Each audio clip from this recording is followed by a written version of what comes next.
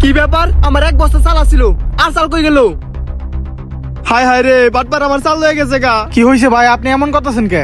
আরে ছোট আর কইস না, আজকেও চালের বস্তা থেকে চাল হাওয়া হয়ে গেছে গা। হারামজাদা ভাই, আপনার ধ্যান কোন দিকে থাকে? আপনি ভালোভাবে খেয়াল করে দেখতে পারেন না? আরে ছোট, কিছুক্ষণ আগে বস্তাটা ভরা ছিল, এখন দেখ খালি। তাইলে একটু আগে কোন কাস্টমার আইছিল? একজন লোক আইছিল চাউল কিনতে, খালি হাতে আইছে, খালি হাতে গেছে গা। আরে ভাই, চুররা কিছু নিয়ে আসে না, ওরা খালি হাতে আসে আর খালি হাতেই যায়। কালকে থেকে আমি দোকানের দিক নজর রাখবো। আচ্ছা ঠিক আছে ছোট, তাই করিস।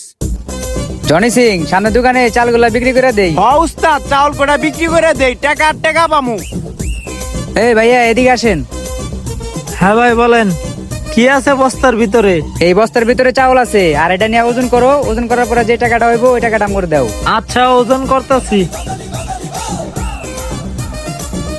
জনি সিং, এইরকম ভাবে যদি ব্যবসাটা চালাইতে পারি তাহলে তো অল্প দিনে কোটিপতি হয়ে যামুগা। উস্তাদ, আপনি ঠিক কইছেন, বিল গেটসের থেকেও কোটিপতি হয়ে যামুগা।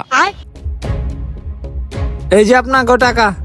যাক, ভালো একটা ধান্দা করলাম। লন এখন জায়গায়, কালকে আবার ধান্দা করতে হইব।